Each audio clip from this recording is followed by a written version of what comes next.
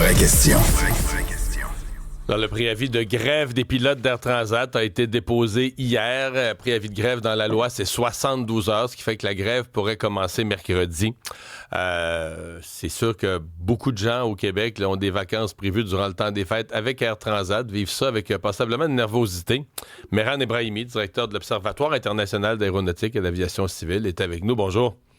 Oui, bonjour, M. Dumont. Bon, d'abord, juste sur la grève elle-même, jusqu'où il reste encore de l'espoir dans votre esprit? Parce qu'il y a quand même plusieurs spécialistes de relations de travail qui pensent encore qu'on peut être dans l'espèce de bras de fer du dernier moment, mais qu'on pourrait avoir une entente de dernière minute. Y croyez-vous encore? Oui, je fais partie de ces gens-là, donc je pense qu'il y a encore de l'espace pour ça. Alors, il y a des déclarations sur la place publique de part et d'autre, donc qui disent bon, on est très loin. Il y en a qui disent bon, ils n'ont pas bougé dans leur position. Alors bon, ce genre de déclaration, c'est normal. Le préavis de grève aussi, c'est dans la logique des choses. Mais je pense qu'il y a encore de l'espace pour ça, et j'espère qu'ils vont avoir la maturité, en tout cas, pour faire le nécessaire pour qu'on arrive à une entente. Bon. Là, je voyais les communications de Transat. La grève, ça serait mercredi, mais on commence déjà à annuler des vols aujourd'hui. On en annulerait, en fait, je comprends que demain, si c'est pas réglé, on va les annuler presque tous, parce que là, c'est quoi? C'est qu'on n'envoie plus à l'autre bout du monde des gens qu'on pourrait peut-être ne pas pouvoir rapatrier? Oui, tout à fait ça, mais c'est plus que ça, parce que en fait, c'est plus pour les avions et l'équipage. C'est-à-dire que si ce soir, il y a un vol qui va de Montréal à Rome ou à Paris, et que demain, c'est la grève, il n'y a personne pour le faire revenir, cet avion-là. Donc il faut payer là-bas un entreposage à l'aéroport à Rome, là. Exactement, et certains de ces aéroports-là ne sont pas conçus pour ça, ne se fait pour ça. N'oubliez pas qu'à partir du moment où il y a de la grève, personne ne peut toucher à ces avions-là. Donc, ce qui fait qu'il y a aussi le personnel. Donc, le personnel qu'on a envoyé à Paris ou à Rome ou peu importe toutes ces villes-là ou dans le sud, il faut les rapatrier. Donc, on commence à réduire les vols pour avoir la capacité disponible pour les faire rapatrier. Parce que les passagers, ceux qui veulent partir, ils partiront. Donc, on a l'obligation, entre guillemets, de les faire revenir sur d'autres ailes, reporter leur vol. Il y a plusieurs options, mais c'est essentiellement pour l'équipage et pour les avions. Bon, tout ça, là, replacer les passagers dans d'autres vols, leur trouver d'autres solutions. On vient de le vivre, là, il y a quelques mois à peine, on l'a vécu avec Air Canada.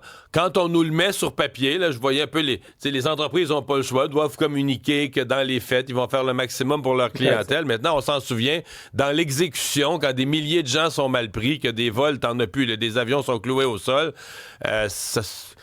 mon expérience à moi, c'est que chaque consommateur respire son petit malheur, là. Vous avez tout à fait raison. Vous savez, pendant la période de mois de décembre, à peu près, il y a à peu près entre 6 et 7 millions de personnes qui voyagent.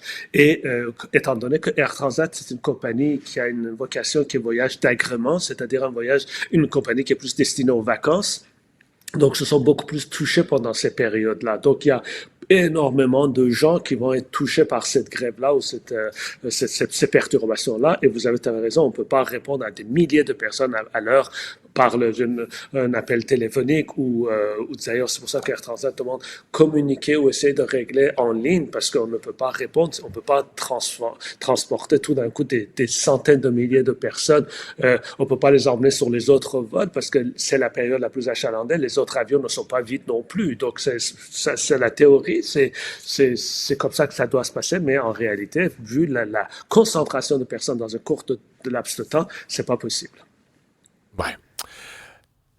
Est-ce que, je voyais les propos de Pierre-Carl Péladeau, évidemment, qui est actionnaire à 10% de la compagnie, qui s'y intéresse. Je pense que si on se fie à ses propos de la dernière année, il s'y intéresse même beaucoup. Il voulait jouer un rôle de médiateur, mais c'est l'autre partie qui m'intéresse davantage. Lui semble dire que si cette grève a lieu pendant le temps des fêtes, ça pourrait, compte tenu de la fragilité de la situation financière d'Air Transat, ça pourrait menacer la pérennité. Donc, j'en devine que pour lui, ça pourrait être un coup de grâce. Est-ce que vous êtes aussi inquiet? Est-ce que c'est une compagnie qui pourrait être mise financièrement en danger par une grève, par exemple, qui dure tout le temps des fêtes? Écoutez, juste vous donner un titre de comparaison. Quand les compagnies aériennes ici sont entrées dans la pandémie, Air Canada est entré dans la pandémie avec une trésorerie de 6 à 7 milliards de dollars. Okay. Air Dans le Transat compte de entrait dans la... 6-7 milliards dans le compte de banque. Exactement. Alors que Air Transat entrait avec presque rien. Presque rien. Donc, la pandémie a eu un effet énorme. Donc, sur la compagnie, on a beaucoup fragilisé les choses. Par la suite, on a accordé donc une dette à Air Transat qui a permis de traverser la crise. Heureusement, la reprise était forte, donc les compagnies ont commencé un petit peu à se ressaisir. Mais l'endettement de la compagnie était très élevé. Il y a quelques mois, on a renégocié la dette de Air Transat, on l'a diminué de moitié.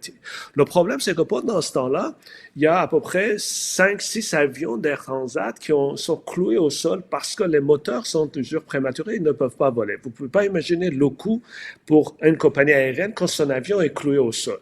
Donc, ce qui fait qu'en termes de revenus, ça a été problématique. Alors, aujourd'hui, si on va au-delà de ce point d'équilibre qui est entre la capacité de paiement de l'entreprise et les revendications légitimes des employés, dans ce cas-là, les pilotes, on va au-delà de ce point d'équilibre-là, on va mettre une des deux parties en danger. Et dans ce cas-là, quand on regarde la situation fragile de Air Transat, même si la situation s'améliore, on pourrait d'aller vers quelque chose qui davantage défavoriserait la compagnie. Moi, je dirais dans un premier temps, une grève est catastrophique. Et dans un deuxième temps, si cette grève-là perdure, où on arrive à une désentente défavorable pour l'entreprise, la survie de la compagnie pourrait être en jeu. Oui, à ce point-là.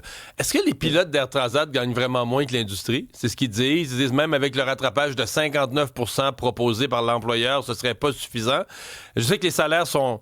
Pour les gens du public qui voyaient les chiffres, le 140 000, 150 000, ça paraît élevé, mais je veux dire, les pilotes des grandes lignes américaines gagnent beaucoup plus que ça, là. Exactement. Alors, c'est ça qui est toujours, l'élément de comparaison n'est pas toujours aussi linéaire qu'on peut le dire. Je vais vous donner un exemple. Supposons que moi, j'ai un appartement de 3,5 à Montréal. Je pourrais dire, puisque j'ai un 3,5, je vais regarder le prix à Manhattan, un 3,5, ça par exemple 4 000 $. Moi aussi, puisque c'est le même appartement, donc je vais louer mon appartement à 4 000 $, la même chose. Alors qu'on sait que vous ne pouvez pas louer à Montréal. Pourquoi? Parce que nous sommes dans deux systèmes économiques différents. La taille de l'économie, tout ça, c'est le marché est différent. Il faut savoir que Air Transat, c'est vrai que les pilotes gagnent moins, c'est vrai qu'il faut améliorer les conditions salariales des pilotes, ça je suis tout à fait d'accord. Par contre, il faut oublier que le modèle d'affaires d'Air Transat, c'est pas une compagnie conventionnelle, et comme Air Canada qui a des vols nationaux, qui a des vols internationaux, qui a un volume de plusieurs milliards de chiffres d'affaires. C'est une compagnie de voyage d'agrément. Autrement dit, c'est une compagnie dont l'essentiel des activités sont concentrées autour des vacances. Donc, ce qui fait qu'on n'est pas dans le même modèle économique ou dans la même force économique. Donc, on ne peut pas dire pour une compagnie qui gagne, par exemple, je donne des chiffres fictifs, 100 millions de dollars versus une compagnie qui gagne 10 milliards de dollars, de dire que les employés doivent avoir le même système salaire. Donc, c'est vrai qu'ils gagnent moins, mais le modèle d'affaires est différent. Air Transat ne pourra jamais payer le salaire d'Air Canada. Mais aussi, il y en a d'autres qui gagnent moins donc, au Canada, mais encore une fois, cette comparaison ne peut pas être aussi simple et linéaire. Professeur Ebrahimi, merci pour vos explications.